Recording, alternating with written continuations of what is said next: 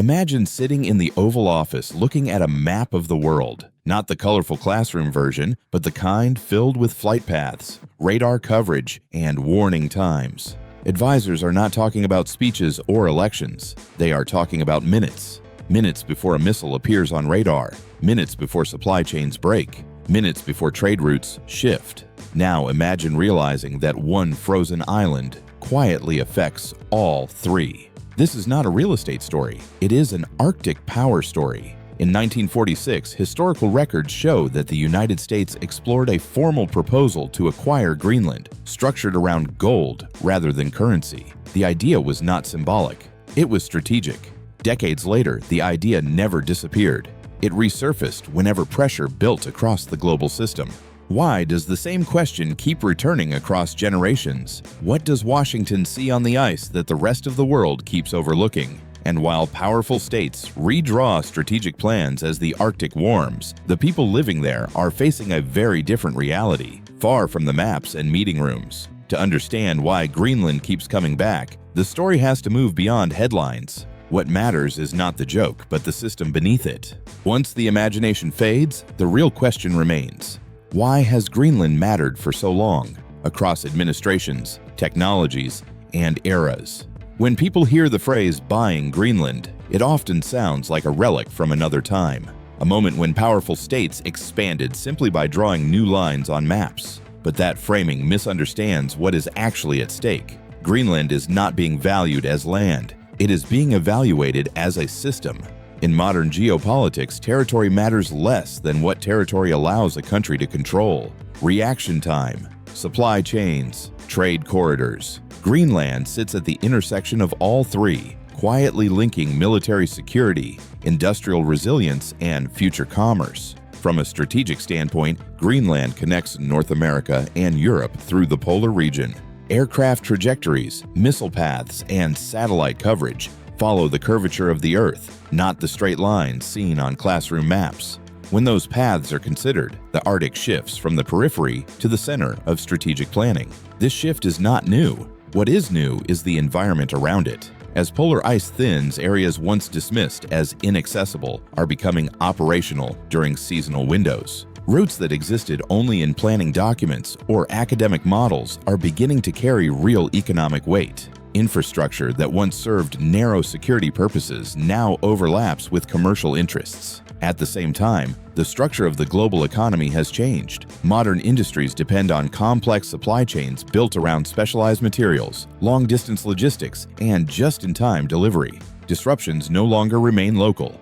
A bottleneck in one region can ripple across multiple sectors within weeks. Greenland enters this picture not as the cause of these changes, but as a pressure point shaped by them. Its importance rises not because the island itself has changed, but because the systems surrounding it have. Seen this way, recurring interest in Greenland is not emotional or ideological. It is procedural. When warning time shrinks, supply chains tighten, and trade routes shift, places that sit at the intersection of those forces gain value. This explains why Greenland repeatedly returns to strategic discussions whenever global conditions become less stable, not because leaders suddenly develop new ambitions, but because long-standing incentives resurface under new circumstances. Understanding Greenland as a system rather than a symbol clarifies the path forward. The issue is not whether Greenland matters. The issue is why it matters now. And answering that question requires looking at the deeper forces that have shaped this fixation for more than a century. The idea of acquiring Greenland did not originate in modern politics or recent headlines. It emerged during a period when the United States was still learning how geography could be translated into long-term power. In the year 1867, the United States completed the purchase of Alaska from the Russian Empire. At the time, the decision was widely criticized as wasteful and unnecessary. Yet over the following decades, Alaska revealed immense strategic and economic value, reshaping how policymakers thought about territory. That lesson extended beyond Alaska itself. Historical records indicate that in the same period, American officials examined the strategic value of other northern territories, including Greenland and Iceland. The reasoning was direct and unsentimental. Control of key positions in the North Atlantic would shape access between Europe and North America. In an era when maritime and later aerial routes defined power, geography offered leverage long before conflict began. Domestic priorities eventually pushed these discussions aside. The United States turned inward, focused on reconstruction, industrial growth, and continental development. But the underlying assessment did not disappear. It remained dormant. It resurfaced dramatically after the Second World War. Europe emerged fractured and economically exhausted. A new rivalry between Washington and Moscow began to define global politics. Military planners recognized that future conflicts would not resemble past wars. Long-range aircraft and emerging missile technologies shifted the battlefield into the air and across polar routes. In 1946, the United States explored a formal proposal to acquire Greenland from Denmark. Contemporary accounts describe an offer structured around gold rather than currency instruments, reflecting how strategically significant the island was considered at the time. Military assessments emphasized Greenland's role as a forward position for detection and interception across the polar region. Denmark declined the proposal. The decision was clear. Greenland was not for sale. What followed is more revealing than the offer itself. Rather than disengaging, the United States adjusted its approach. In 1951, a defense agreement granted American forces long-term access to Greenland for military purposes. Airfields, radar installations, and logistical support became embedded into the island's infrastructure. Sovereignty remained unchanged, but strategic access was secured. This pattern would repeat across decades. Periods of lower tension reduced attention. Periods of heightened rivalry brought Greenland back into focus. The interest was never framed as ambition. It was framed as necessity. This history points to a consistent dynamic. Greenland mattered not because of ideology or leadership preferences, but because its position repeatedly solved the same strategic problem under different technological conditions. When incentives remain constant, interest does not fade. It waits. And as global systems evolved, those incentives did not weaken. They intensified. To understand why that happened, history alone is not enough. The answer lies in how geography itself became a weapon. In the modern era, geography no longer determines power through size or distance alone. It determines power through time. Minutes of warning, seconds of detection. The margin between awareness and surprise has become one of the most valuable assets in global security. Greenland occupies a position where time can be gained or lost before any decision is made. On traditional maps, the island appears remote and detached from the centers of power, but military planners do not rely on flat representations. They model trajectories, flight paths, and sensor coverage that follow the curvature of the Earth. When those models are applied, Greenland moves from the edge of the map to the center of strategic calculation. Aircraft, missiles, and long-range systems traveling between Eurasia and North America follow the shortest routes over the polar region. This has been understood since the early days of strategic aviation.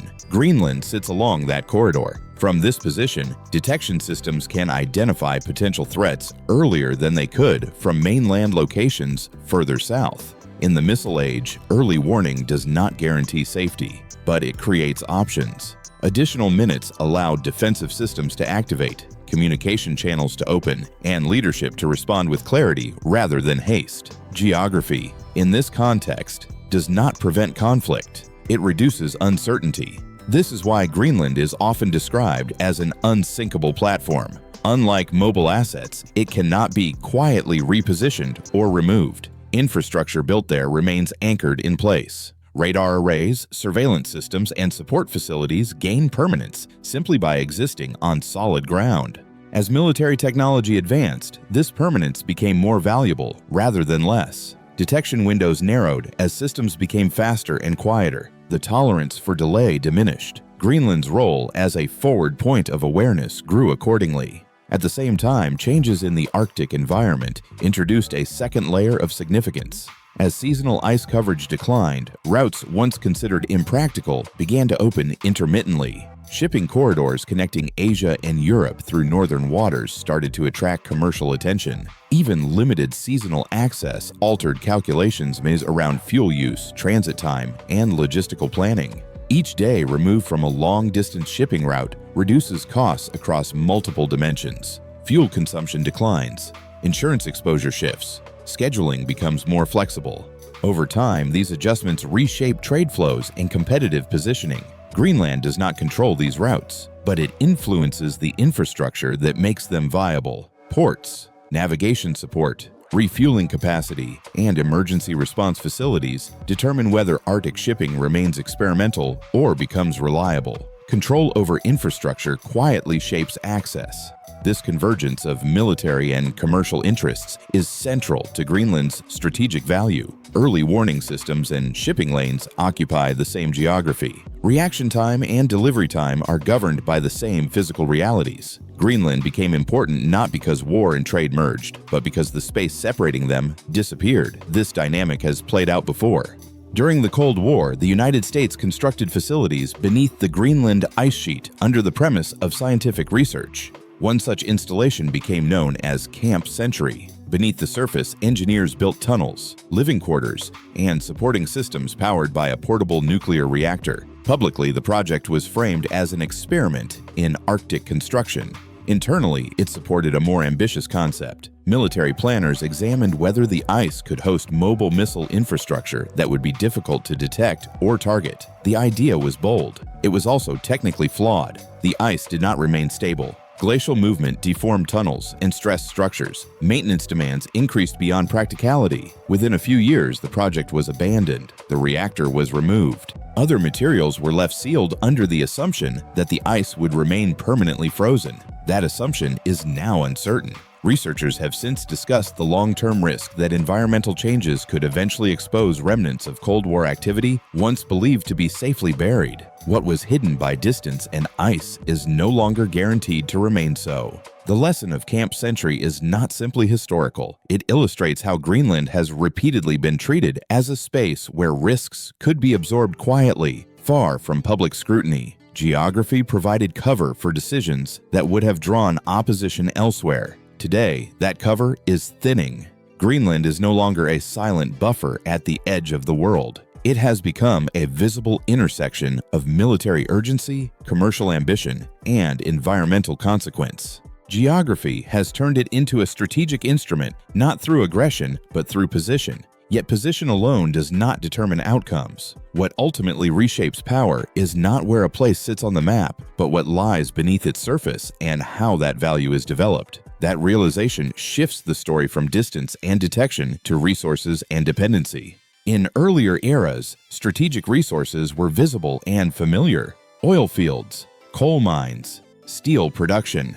Control over these assets shaped industrial power and military capacity. In the 21st century, the foundations of power have become smaller, more complex, and harder to replace. Rare earth elements sit at the center of this shift. Despite their name, rare earths are not scarce in absolute terms. They exist in many parts of the world. What makes them strategically sensitive is the difficulty of separating and refining them into usable form. The process is expensive, environmentally damaging, and technically demanding. For decades, most advanced economies chose not to build this capacity. One country made a different choice. Over time, China invested heavily in refining infrastructure, absorbing costs and environmental impact that others avoided. As a result, it developed a dominant position in processing capacity. Even when rare earths are mined outside its borders, they are often sent there for refinement before entering global supply chains. This created a structural dependency.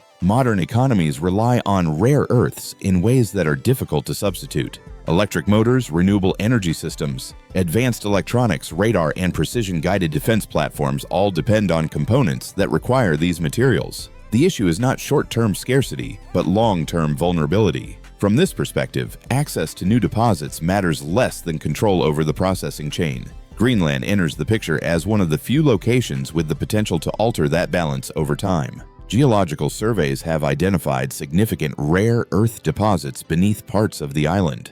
Among them is the site commonly referred to as Kvanefjeld, often cited as one of the larger undeveloped deposits outside Asia. For policymakers, the appeal is not immediate extraction or profit. It is optionality. Diversifying supply reduces exposure. It provides leverage during negotiation, It allows systems to absorb shocks without cascading failure, but this only holds if new sources are developed alongside new processing capacity. This is where the mineral story becomes more complicated. Mining creates options. Refining creates power. Extracting rare earths without independent refining does not weaken existing dependencies. It reinforces them. New mines that feed the same bottlenecks change geography without changing outcomes. Building alternative processing capacity requires sustained capital, regulatory tolerance, and political commitment over many years. It also requires confronting environmental trade-offs that have been outsourced for decades.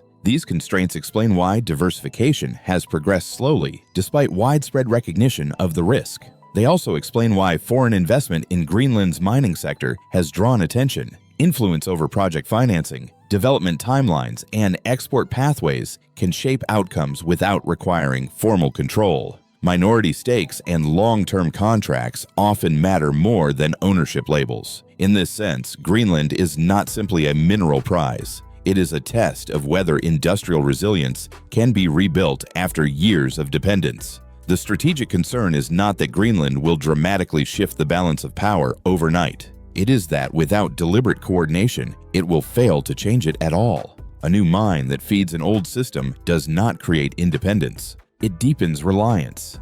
This is the mineral trap. Avoiding it requires aligning geology with industrial policy and finance. Resources alone are not enough. How they are developed determines who benefits. That realization moves the story once again, away from what lies underground and toward how development is paid for. Because in the end, minerals follow money, and money shapes influence long before sovereignty changes hands.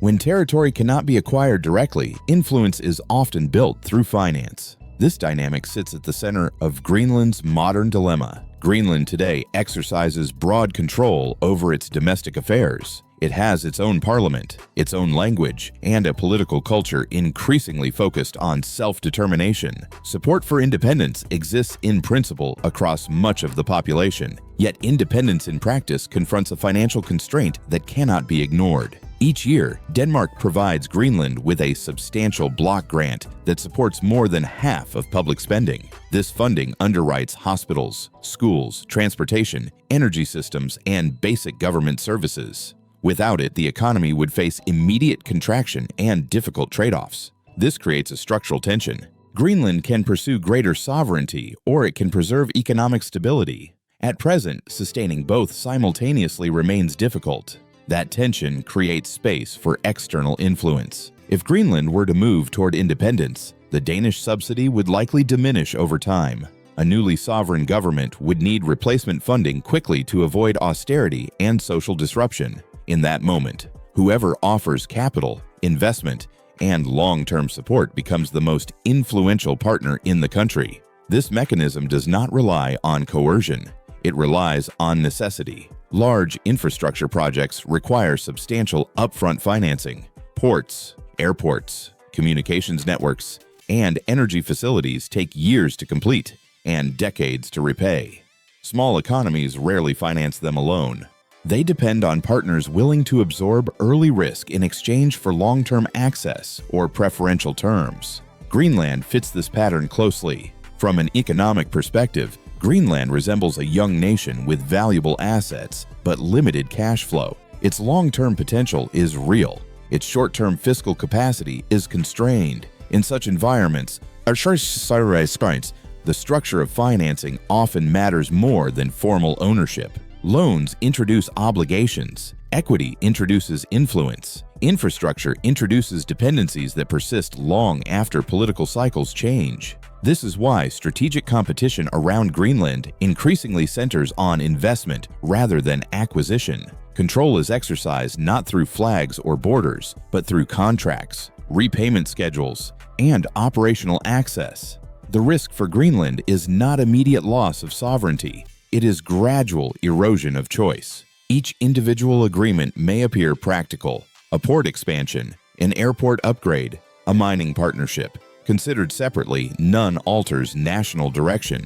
Considered together, they shape it. Once economic systems align around specific partners, alternatives become costly. Policy flexibility narrows. Decisions that once belonged to elected institutions become constrained by financial reality. This is how influence is accumulated without ever changing a map. For Greenland, the challenge is navigating development without repeating patterns of dependency shaped by distant priorities. For external actors, the challenge is recognizing that influence gained through finance carries responsibility as well as leverage. When multiple powers compete to fund the same future, outcomes rarely remain local.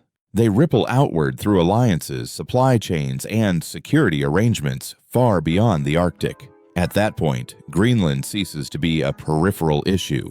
It becomes a test case, a test of how power operates in an era where territory is rarely taken by force, but sovereignty can still be shaped by balance sheets. What is unfolding around Greenland is not a dispute between two governments. It reflects a broader shift in how power is exercised when geography, finance, and security begin to move at the same time. Each major actor approaches Greenland from a different position. The consequences emerge where those approaches intersect. For the United States, Greenland is primarily a security asset. Its value is measured in early detection, defensive depth, and continuity of access. American strategy emphasizes stability rather than transformation.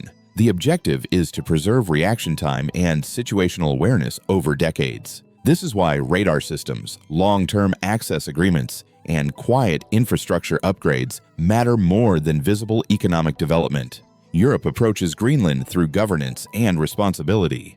Denmark frames the relationship in legal and social terms shaped by history. European institutions prioritize consultation, process, and gradual change. This approach offers legitimacy, but it often moves slowly. Strategic urgency can outpace bureaucratic capacity. When infrastructure decisions stall, outside actors rarely wait. China approaches the Arctic through integration rather than ownership. Infrastructure financing, logistics access, and long-term commercial participation sit at the center of its strategy. A port expansion or an airport upgrade is not treated as a standalone project. It becomes part of a network that links shipping routes, resource flows, and industrial supply chains. Influence accumulates quietly through participation rather than declaration. Russia treats the Arctic as an operational domain. Along its northern coastline, shipping routes are regulated, supported, and monetized. Icebreakers, ports, and security presence are integrated into national planning. For Moscow, the Arctic is not a future opportunity. It is already a functioning system that generates both leverage and revenue. Greenland stands adjacent to all of these strategies without fully aligning with any of them. The economic consequences extend far beyond the island itself. As Arctic routes become more reliable during seasonal windows, traditional shipping corridors face gradual pressure. Transit times shift, fuel usage changes, insurance calculations adjust. In summer months, a single cargo vessel navigating Arctic waters can bypass weeks of travel through southern choke points, altering the economics of an entire shipment before it reaches port. These changes ripple outward. Manufacturing decisions respond to transport costs. Energy markets adjust logistics. Ports that once anchored global trade begin to lose relative importance, while new hubs gain attention. Small shifts near the Arctic reshape decisions thousands of kilometers away. Security consequences follow closely. Alliance cohesion becomes harder to maintain when members perceive risk differently. An airfield upgrade viewed as civilian infrastructure by one actor may be interpreted as strategic positioning by another. When intentions are unclear, trust erodes without announcement. Governance structures struggle to keep pace. Many Arctic agreements were designed for an environment assumed to be permanently frozen. As conditions change, rules lag behind reality. In that gap, influence is exercised through practice rather than policy. For Greenland, the social consequences are immediate. Rapid external interest collides with a society already managing economic constraint, cultural transition, and historical trauma. Promises of development coexist with concern about dependency. Strategic attention does not automatically improve daily life. Behind every calculation of access or leverage, communities absorb the weight of distant decisions. Infrastructure reshapes not only trade routes, but routines, expectations, and identity. This is the hidden cost of becoming valuable. As competition intensifies, neutrality becomes harder to sustain. Delay does not preserve balance. It allows external incentives to shape outcomes by default. Greenland's future will not be decided by a single agreement or declaration. It will be shaped by cumulative choices made under pressure from competing systems. And once those systems harden, reversing course becomes expensive. That reality shifts the focus away from comparison and toward choice. Once neutrality disappears, every system must choose how to survive. After the reserve freeze, the global financial system did not search for a fix. It searched for workarounds. No major economy can fully exit the existing architecture without severe cost. No parallel system is mature enough to replace it outright. What has emerged instead is a spectrum of adaptive strategies, each shaped by trade-offs rather than ideals. The first path is consolidation. Some states choose to move closer to the financial core. They deepen alignment with jurisdictions that control settlement, custody, and liquidity. Reserves remain where markets are deepest and payment systems most reliable. This preserves access. It also formalizes dependence. For advanced economies with strong institutional ties, this approach still works. Capital remains cheaper, financial markets stay liquid. But strategic autonomy narrows. Financial safety becomes inseparable from political alignment. The second path is diversification. This is the most widely chosen response. Rather than betting on a single system, reserve managers spread exposure across currencies, custodians, and asset classes. Gold holdings increase not as a statement, but because gold carries no settlement risk. Bilateral trade agreements reduce reliance on global intermediaries. Payment routes multiply. Diversification does not remove vulnerability, it dilutes it. Efficiency is sacrificed for resilience. Returns decline modestly. Friction increases, but catastrophic loss becomes less likely. Insurance regains meaning, even if it becomes more expensive. The third path is insulation. Some states reduce exposure by tightening capital controls and localizing settlement. Domestic payment rails are strengthened. Trade flows are routed through controlled channels. The cost is growth. Capital becomes harder to attract. Innovation slows. Domestic inefficiencies compound. Insulation protects sovereignty but limits scale and integration. None of these paths is neutral. Consolidation trades autonomy for access. Diversification trades efficiency for resilience. Insulation trades growth for control. The most dangerous position is pretending no choice is required, because the old assumption has already been broken. The reserve freeze changed incentives across finance, energy, and trade. Once access can be withdrawn, systems must be designed to withstand interruption rather than assume continuity. This is why parallel settlement systems continue to expand, why supply chains remain shorter and more regional, why reserve management now considers custody and jurisdiction alongside liquidity and yield. The system will continue to operate, but it will operate under different rules. Speed gives way to redundancy.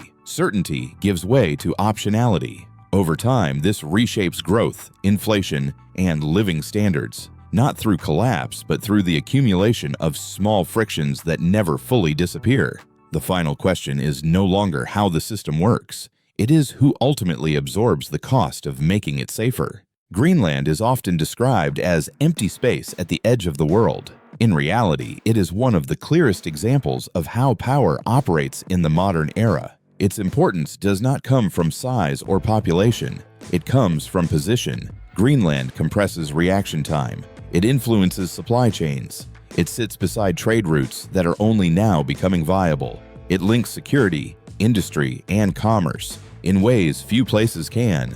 Yet Greenland is not just a strategic system, it is a society. While governments calculate warning minutes and shipping days, communities on the ice are managing economic uncertainty, cultural transition, and the long shadow of decisions made far away. Strategic value does not automatically translate into better lives. In many cases, it increases vulnerability before benefits arrive. This is the central tension of the story. The same forces that make Greenland valuable to powerful actors also place pressure on the people who live there. Capital moves faster than institutions. Attention grows faster than trust. Influence expands faster than accountability. History offers a simple lesson. Outcomes follow incentives. When incentives reward speed over stability, leverage over partnership, and short-term gain over long-term responsibility, the results are rarely balanced. They shape systems that are difficult to reverse. Greenland is not being bought in a single transaction. It is being priced over time through infrastructure, finance, and strategic necessity. Power today rarely announces itself with conquest. It arrives quietly through balance sheets. Empires do not conquer ice, they finance it. The future of Greenland will depend on whether those incentives are shaped deliberately or allowed to harden by default. That choice matters not only for a small Arctic society, but for a world learning how influence works when territory is no longer taken by force, yet sovereignty can still be reshaped. If you want to better understand how money, geography, and power interact far beyond daily headlines, consider subscribing to the channel and sharing this video. These stories do not remain distant forever. They always move closer.